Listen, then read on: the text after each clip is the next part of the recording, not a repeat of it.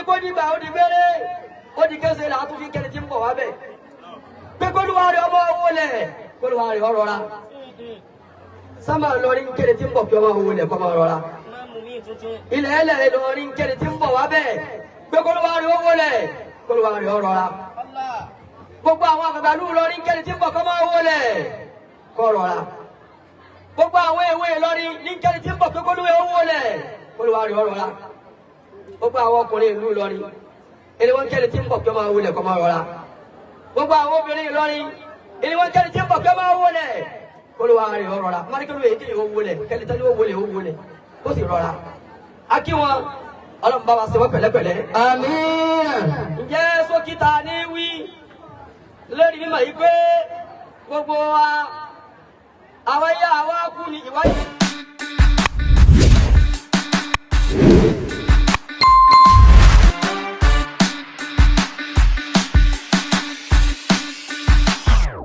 Hadibuna fadakiku Hayakumullah. Amanu fahakiku Hakadha dhimatul muluki Minal mamaliki yubiku Nahanu billahi izzuna la bimali wa nazbi kullu ma rama lana hasbuna Allah wa nabi qalbi yaqulu li walidani yusaddiqu أنا ما مات مؤمنا ليس بالنار يوركم نحن بالله عزنا لا بمالي ومزمي كل ما رام زلنا حسبنا الله والنبي قلبي يقول لي ولداني يصدق أنا ما تكفيرا هكذا نار يوركم نحن بالله عزنا لا بمالي ومزمي كل ما رام زلنا حسبنا الله والنبي اللهم صل صلاة كاملة وسلم سلاما تم على محمد صلى الله عليه وسلم النبي الذي تنعم به العقد وتفرج به الكرب وتكدى به الهوائج وتنال به الرغائب وحسن الخواتم ويستسقى الكرام بوجهه الكريم وعلى آله وأصحابه في كل لمحة ونفس بعدد كل معلوم لك يا الله يا الله يا حي يا قيوم يا رب العالمين امين فأوصل السلام لأهل سلام امين في دار السلام تحية وسلاما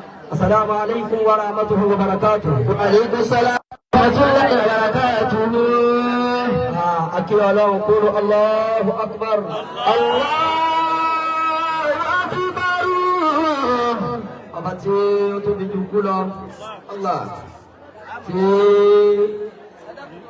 a sì máa fi títóbi rẹ̀ hàn wá lára nínú àwọn tó tóbi nínú tọ́dá tí a rò pé ó yẹ kí títóbi wọn kakú láyà tí ọlọ́wọ́ wa tàtà mímú wọn kú báyìí fi rẹ̀ tó hàn wáyé pé kẹmọ̀ pé mo tóbi ju bí ẹ tó lọ pé mo tóbi lọ. Allah Akí ọba náà. Allahu Akbar. Ọba alápàdúpẹ́ tọ́ka sí pé gbogbo ìyẹ́wò tí ọba ṣe fẹ́ rú bó ti kí ìṣẹ̀lẹ̀ náà bani lọ́kàn jẹ́ yóò tún fàyè ọpẹ́ lẹ̀ níbẹ̀ torí ọlọ́run kì í wo àwọn kì í fẹ́ wo kan rẹ̀ níran kọ́ bàjẹ́ ìmọ̀ fa títí máa ń tètè jó serú àwọn kan bẹ́ẹ̀ nígbà tí òkúkú fi sẹ́ rẹ̀ nìkan dípò táwọn tọ́lọ̀ torí ẹ̀ sí pé wọ́n fẹ́ kí sẹ́mi ọba jẹ́ lóye kankan mi fún un lẹ̀ ọlọ́run tó ṣe bẹ́ẹ̀ adúpẹ́ fún wọn o. Allahu Akbar inna dina Muhammadin wa kitabahu ahada wa mukira. Àwọn ìyàlá yìí lọ́rọ̀ wa Nábì wa Muhammad sallallahu alayhi wa sallam. ẹni ó jẹ́ kí àwọn tá a kù wọ́n mojú sí tá a máa ṣe lẹ́yìn ẹni ó kú. Bá Nábì ọba fi yẹn hàn wá ni báwọn tí wọ́n ń pariwo lẹ́yìn yìí bá ti ń ṣe lẹ́nà àwọn náà máa ṣe.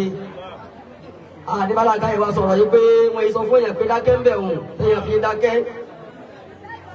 Ànábì ló jẹ́ àmọ́ yìí pé téèyàn bá jẹ́ lẹ́kọ̀ọ́ tẹ́kọ̀ọ́ sì pé lára ẹ̀ ọba ní téèyàn ti dákẹ́ yìí dákẹ́ sàájú kẹsàn pé ẹlẹ́gbẹ̀já gbọ́rọ̀ yìí dákẹ́ ni. Allah. Bí tí wọ́n ti kí ẹ tó rẹ́rìn sí ariwo tẹ́ pa yìí ò tó kẹjẹ́ kóhùn yìí ó lo òkè. Ànábì mọ́mọ́ ló jẹ́ àmọ́. Sallallahu alayhi. Ànábì tó wá fọ́ tó hàn wá sósì tó jẹ́ àmọ́ bí àti dákẹ́ sí àti pariwo àlékún kí Ọlọ́run àti kí Ọlọ́run kọ́ bá Ànábì náà. Sallallahu alayhi wa sallam. Àwọn kí àwọn tá Ànábì fẹ́ yìí lẹ̀ fún. Àwọn náà ni wọ́n jókòó gbogbo wọ̀nyí. Bí kì í bá sí àwọn tọ́lọ́run ní wọ́n rólé oṣù Ọlọ́run. Bó láti màtẹ́yàn sáyé. Ẹ̀sìn ó ti parẹ́.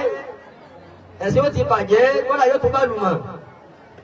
Bọ́lá ti ní wọ́n gbẹ̀yìn sí Ọlọ́run náà tó tí wọ́n tún tẹ́yìn sí Ọlọ́run ṣe. Pẹ̀lú àjẹkù sí Ọlọ́run tó sí Ọlọ́run jẹ́. Tó ní báyìí ti tún dà.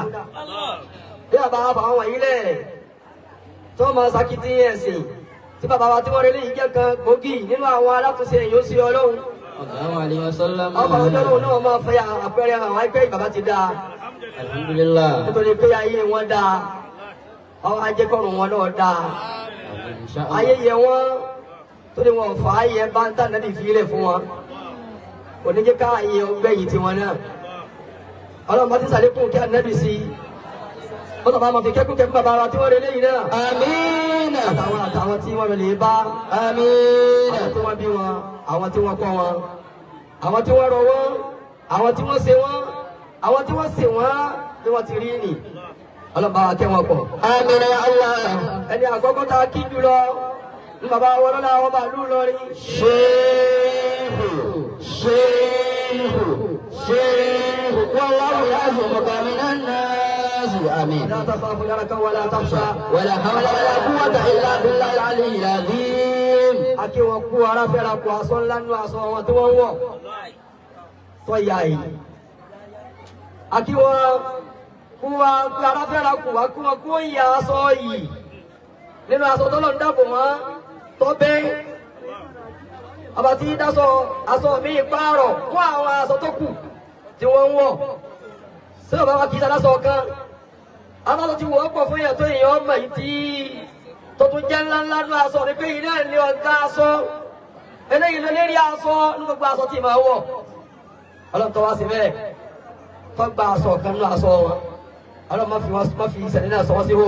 Àmín ya Rabbi. Àbárikọ̀ la ilaha illallah. Àmín ya Allah. Muhammadu Rasulullah. Sallallahu alayhi wa sallam. Àwọn aṣọ tó kù tí bàbá ń wọ̀. Táà tó ń fi dúpẹ́ lọ́dọ̀ Ọlọ́run pẹ́ lọ́wọ́ gbàsọ́ bàbá wa.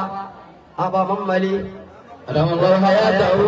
Àmín. Àbá wa ìmáàmù wa Gàmbàrí. Adamallahu hayatahu. Àbá wa Jannasi àgbà. Adamallahu hayatahu.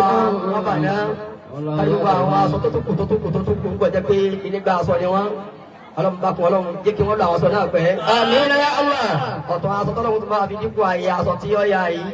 Ọlọ́run bá tún yàn fún wọn. Àmín. Bismillahi ayatul kursi. Bismillahir rahmanir rahim. Allahu la ilaha illa huwal hayyul qayyum la ta'khudhuhu sinatun wa la nawm lahu ma fis samawati wa fil ardi man dhal ladhi yashfa'u illa bi idhnihi ya'lamu ma bayna aydihim wa ma khalfahum wa la yuhituna bi shay'in min ilmihi illa bima sha'a wa wasi'a fis samawati wal ardi wa la yuhituna bi shay'in min ilmihi illa bima sha'a. Àmín. Àti bàbá wa gbà bàbá wa lágége. Adamallahu hayatahu wa afiyatahu. Àmín ya Ètò Allah. òkú ìyá òyà apá èyí tí olùkẹ́kẹ́ lólùfẹ́ rẹ̀ àti bàbá kú ara fẹ́ra kù. Ọlọ́ba àmú wa dúró. Àmín. Àbárikọ̀ la ilaha illallah. Àmín. Bàbá wa ní wọ́n sì gbá kí wọn. Bàbá wa dágbàjì á kí wọn. Gbogbo àwọn tó yẹ ká kí. Èdè ní àwọn aṣojú wọn tó ń bẹ̀rẹ̀ kálẹ̀ àbáwọn ọmọdé ìlàgòdì. Adamallahu hayatahu. Ọ̀dọ̀mọdọ́takùn wa àfiyàtakùn. Àmín. Bàbá wa Mọ̀hámí. Adamallahu hayatahu. Ọmọ wa Akẹ́yẹdé. Adamallahu Bàbá wa hayatahu. Mẹ́sánà. Bàbá wa Àlífà. Ọlọ́kùnrin àti gbogbo yẹpẹ́ gbogbo yìí lákìlá sàyàfi. Ìdọ̀ àtúlùwọ́kù ashaddu minal mawt. Ìbásùkò láàrin tó kù tí a fi sọ̀rọ̀ tó kan. Bẹ́ẹ̀ sì ni la tabkhal ala an-nas bil kalam. Wọ́n pèlè wá sọ̀rọ̀ bẹ́ẹ̀ ti pè wá ní ìdíkẹ́ wá sọ tẹnu yìí. Ẹ̀yà bá máa ń tí ó wù tí ó sàǹfààní àìfi tá a fi sọ tí sàǹfààní sáhùn. La'anna al-khaliqa qad khalaqa laka ithnayn wal-lidhana wahidan. Lọ́dọ̀ tó dá gbogbo ẹ̀dá. Ìlọ́dẹ tí méjì sí lágbárí bí ọmọ fífún akó ọlọ ayé lọ́dún fi gbọ́rọ̀. Nítorí ó sì tí méjì lára wa lè tasma'u akthar mimma taqul. Nítorí pé tí ń tẹ́tí gbọ́ lọ́rọ̀ náà tún pé wá tí sọ̀kalẹ̀ lé ìrísí àtún gbọ́rọ̀ mi lẹ́yìn èyí. níta àtòrí ẹ̀sìn tí méjì nù àbágbọ́ kẹtẹ tó gbọ́ mi àbágbọ́ yóò tẹ tó gbọ́ mi àbágbọ́ yóò tẹ tó gbọ́ mi nínú yá akéèti méjì sábàárì àwọn èèyàn láàdì tẹkù lọ akitari bí máa tẹsùmá ètò yá sàn ní ifrad nínú agbárí tóun náà jẹ́ méjì bíi tẹ́jọ́ òun ni tó kó lè sọ̀rọ̀ nípa kọ́sọ̀rọ̀ sókí kọ́mọ́sọ̀rọ̀ kọjá ń tẹ́tí gbọ́ nígbà tí mú àwọn sọ̀rọ̀ kọjá ń tẹ́tí gbọ́ ọ̀rọ̀ náà máa ṣòfò ẹlẹ́gbẹ̀ẹ́ bá a sẹ́tọ̀ àárín òun ọ̀pọ̀ òfin tí wọ́n há òun ẹ bá a dá a dúró nítorí ìdí eléyìí akíra wa ọyẹ kákẹ́ni ọ lọ nítorí pèsè tí wọ́n ṣe fúlù lọrin fódìdí 40 ọdún àti méjì ọkọjá akẹ́ni náà lọ ká má kí wọn. akí bàbá pé máa ń sálámàtì yá máa ń sára mọ̀rí tẹ́yìnlán àdàbà àhàlà wà sàhàlà bílàdí kọ̀dìmá. máa ń sálámàtì yá máa ń sára mọ̀rí tẹ́yìnlán.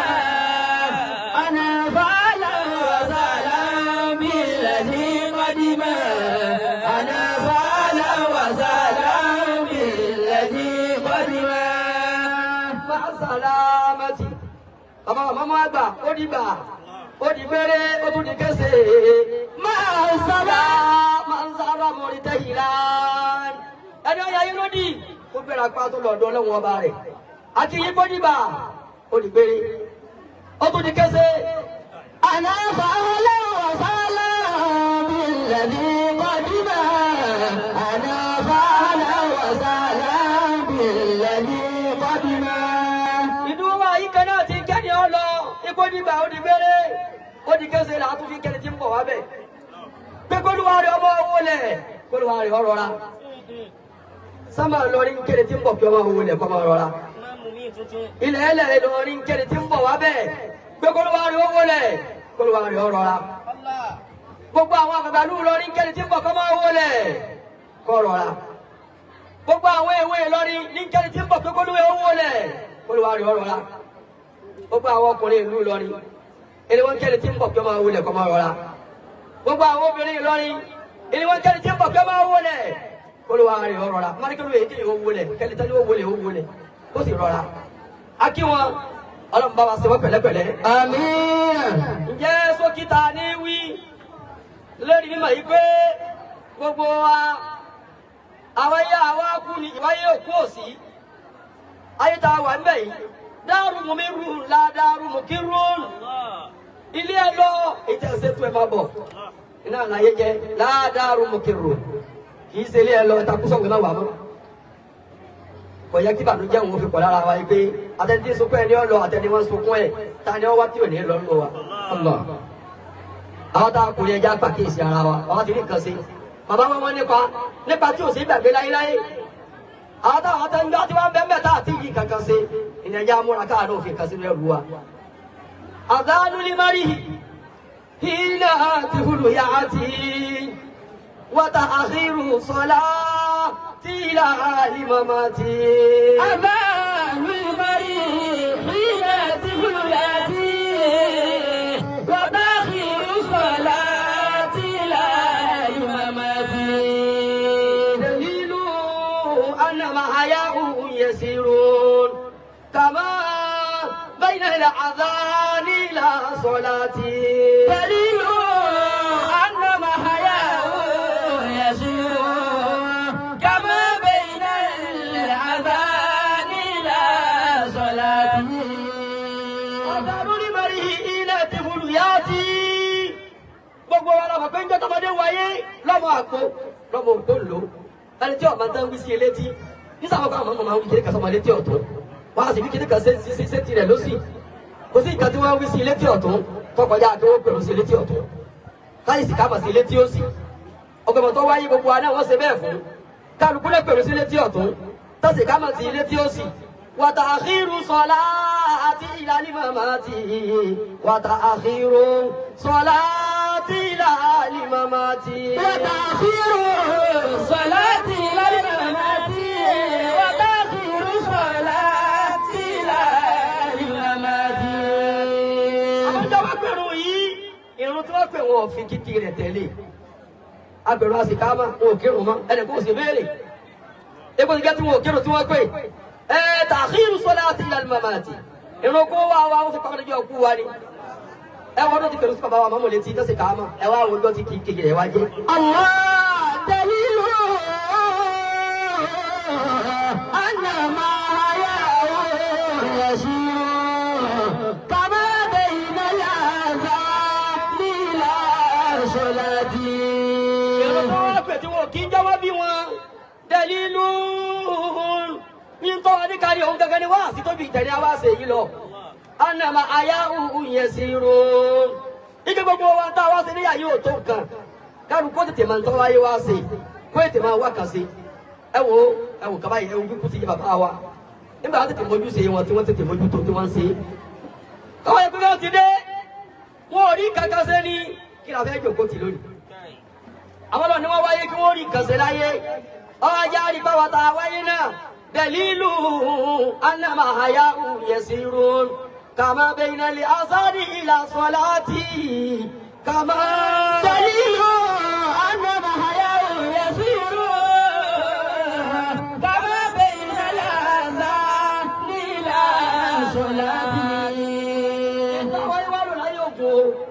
دليل أنما حياء يسير انت فيها غير تكوي جدوا بواتم وكيروا وما ó fi hàn wáyé pé tá a wáyé wá ṣe ní àyè òtó nǹkan kálukú ètè máa ń tọ́ bá kàkọ́ ètè máa ṣe é ni ètí bẹ́ẹ̀ láàrin ẹ̀wọ̀ ayé ẹni tẹ́ ẹ ṣe tó ẹ máa bọ̀ kò ju kámá abẹ́yìn lẹ́nu asáni ìlà sọ̀láàtì kò ju àfọ́ tí ń bẹ láàrin ẹgbẹ̀rún wáyé ẹja kí iná ní bẹ láàrin ẹ̀wọ̀ ayé èyí tẹ́ ẹ ṣe tó ẹ máa bọ̀ bẹ́ẹ̀ bá fi wá jẹ́ kó lọ nídà yìí kankan ṣe olúwa rẹ̀ ó ṣàgbákò ṣàyé wa làwa rí i pé níbi ayé wa dé dúró yìí ọ̀pọ̀lọpọ̀ àwọn ènìyàn ayé ti rọ̀ sí wọn wọ̀ láyé kẹ́kọ̀ọ́ fi kankan mọ́ òkè làbá sọ̀rọ̀ lélẹ́ rí náà ìjà sọ̀rọ̀ láti sèhábù sọ́ọ̀lì ni àbá tó lélẹ́ tó dán lélẹ́ náà bàbá wa ìmáàmù Muhammad Basir Salih rahimahullahu rahmatan wasi'a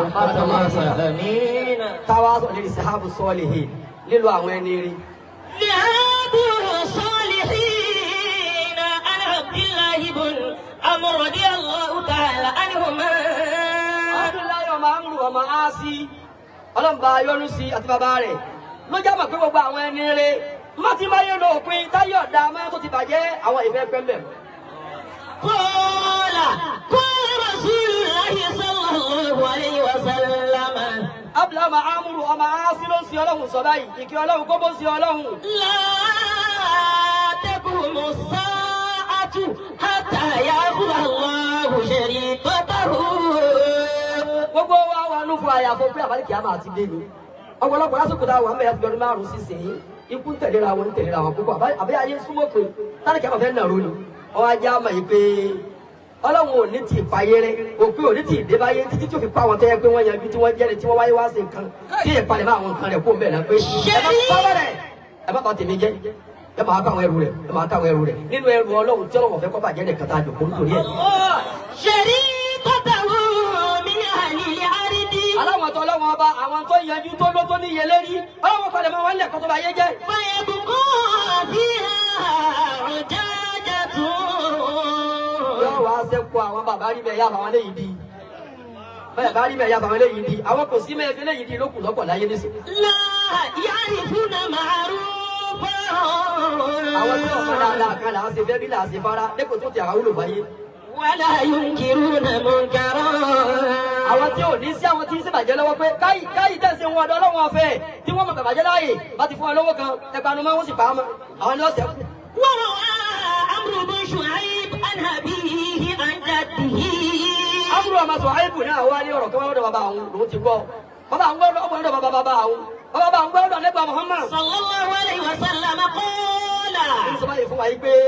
ya'tihi ala nasi zamanu. ìgbà wá báwo ènìyàn ìgbà wọn náà là ń ṣàfurasí pé sẹ́kọ̀ máa dé báyìí sígbà tá ń wíwú náà kọ́ ló dé. yugargiluna fihi garbalatan. táwọn ènìyàn máa yàgbẹ́ wọ́n sì máa fi ìtọ̀ tábà. yabqa minhum hathalatun. yóò wá sẹ́kù àwọn ẹgbẹ́ gbòòrùn àwọn tẹ́lẹ̀ pé bá ti sẹ́kù bá bó bẹ̀rẹ̀ lò tán wọ́n lé wẹ̀ yóò sì bọ́ sí ìlú aláwọ̀ kírun.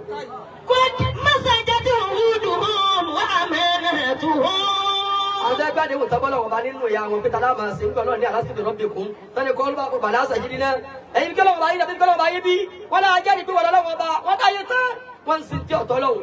واختلفوا فكانوا هكذا. kálukú wa ń ṣe bó ti rí ọ̀sẹ̀ ẹni tí ó ṣe káyì mọ́ ẹni tí ó ṣe yẹ̀dẹ́ káyì náà òun náà rí ìtúnú bàjẹ́ báyé ti rí lónìí ó bá ti wá dà bẹ́ẹ̀ àwọn sọ́ọ̀lì yìí náà àmọ́ wa ká wọn lẹ̀ àmọ́ wa ká wọn lẹ̀. وشبك بين أصابعه. àlẹ́kùnmá wa di ọwọ́ rẹ̀ báyìí ọmọ níka rẹ̀ ó ní báyìí ní kẹrí àlífà báyìí ní kẹrí lẹ́yìn fún bàbá yìí báyìí ní kẹrí bẹ́ẹ̀ bá ti sọ̀tọ̀ọ̀tọ̀ ilé yìí ò ní bàjẹ́. قال صاحب أشراط الساعة. àwọn tí wọ́n sọ̀rọ̀ fún nípa àkókò àkàkẹ́ àmọ́ kí làpẹ́ tá a máa rí nínú báyìí fún àìpé. ومئات الصالحين. nínú àwọn ẹni rẹ̀ gbàtẹ́ wàá dénú ní táwọn ọmọ wa lọ. يكون عند كثرة المعاصي. nínú àwọn ẹni rẹ̀ yóò máa wá ṣẹlẹ̀ nígbà máa ní pé gbogbo ayé kálukú adé lẹ́sẹ̀ àtẹlérí àtẹlẹ́mù àtẹtàrúgbẹ́lẹ́rì eré ni àtẹtẹ́gbẹ́jẹ́ wà lẹ́rìí ibú gbogbo kálukú wà á dìbà kan náà. وترك الأمر بالمعروف. أعيد الكراهة. وترك الأمر بالمعروف. àwọn tí wọ́n gbé ká pàṣẹ fún yẹn pé ẹ máa ṣe dáadáa ẹ máa kírun ẹ máa gba àwẹ̀ ẹ máa ṣe dáadáa ẹ máa rọ̀ bí lọ ní pàtàkì bí ọba ti mọ̀rọ̀ ní pàtàkì gbogbo àdúgbò yìí kọ́lẹ̀ tí ò jẹ́ bí wọn bàbá máa ṣe dáadáa sí wọn. والنهي عن المنكر. lásìkò fún yẹn pé téèyàn ń ṣe yí ọ̀dà tí wọn náà jẹ́ bàbá ṣe fún yẹn nígbà bá ti bá filẹ̀ tí wọn ò ṣe bẹ́ẹ̀ mọ́ àwọn ẹni eré ń gbà náà lásìkò lílọ. فإن الصالحين àwọn ẹni eré إذا رأوا المنكر wọn bá ti rí nǹkan tí ọkàn wọn kọ ولم يغيروه nípa àwọn àwọn akákí wọn rí yípadà mọ́ bá àdábì ti dé kó wọ́n yí. وكثر الفساد. àwọn tí ọmọ wa rí wọn lábẹ́lẹ̀ wọ́n máa wá yí owó wá wọ́n máa wá yí aṣọ wá wọ́n máa wá yí ọkọ̀ wá wọ́n máa wá yí ẹran léyà wá wọ́n ń gbọ́dọ̀ kábọ̀ wá báyìí ọ̀rọ̀ náà má dá sí o ẹ bá wọn gbé wọlé ẹ bá wọn gbé wọlé. àwọn wọ̀nyí yóò sì ní fẹ́ gbà pé n tẹ́ ní àpanumọ́lé lérí ọlọ́run ní ká sọ̀rọ̀ lérí ẹ̀ ni. أمهم العذاب ما كيهم. n bá ti wá rí bẹ́ẹ̀ ọlọ́run wa níyàwó kálí ìyá tí wọ́n kálí kákó táró kó máa jẹ tí wọ́n fi rẹ́sẹ̀ sára alẹ́ tára lílo máa jẹ kù fi rẹ́sẹ̀ sára oko yóò wá ṣẹlẹ̀ nígbà náà. إذا نزل كما جاء في الحديث. nígbà tí wọ́n ṣẹlẹ̀ báwọn gẹ́gẹ́ bí tára máa wù fún wa ní àdìsí tá à ń sọ̀rọ̀ rẹ̀ yìí. لما قيل للنبي صلى الله عليه وسلم nígbà táwọn akásọ̀ fún sí ọlọ́run báyìí pé ìwọ sí ọlọ́run. أنهلك وفينا الصالحون. sáàsì lè parẹ́ táyà lọ́sì kù láàrin wa bàbá àtẹ̀gbọ́ ti wa bàbá jẹ́ nire ẹbí ní sálẹ̀ ní ẹbí máa ń kó jìnkò ní ẹbí mùdírù ní ẹbí màámi ní aláwọ̀ òlé wàwọn yìí mọ́ wa láàrin sáà lè jọ láwọn àbá lè jọ láwọn. قال نعم إذا كثر الخبث.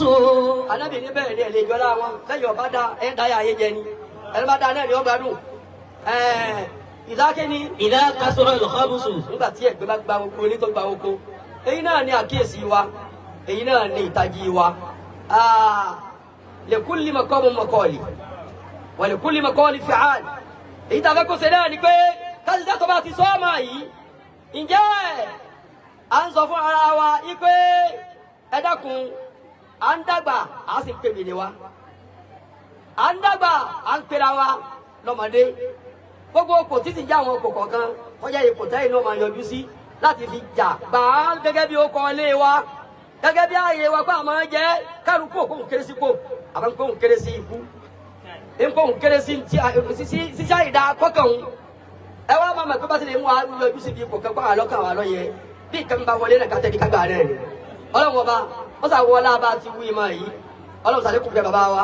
Àmín. ọlọ́run bá dùn yìí jẹ́. ọlọ́mọ bá rí jẹ́. ọlọ́run kò má bàánú létà wà ń bẹ̀ yìí jẹ́. ọlọ́mọ bá rí létà wà ń bẹ̀ yìí jẹ́. bàbá wọn làwọn bàánú rẹ̀ bá fún ọláyà balẹ̀ ọlọ́run. bàbá wọn làwọn bàánú rẹ̀ bá fún ọláyà balẹ̀. wọ́n sọ wọ́n pẹ̀lẹ́pẹ̀lẹ́ ọlọ́run. ọlọ́run ṣe àwọn bàánú rẹ̀ pẹ̀lẹ́pẹ̀lẹ́. akọ̀lá la ilaha illallah. akọ̀lá la ilaha illallah.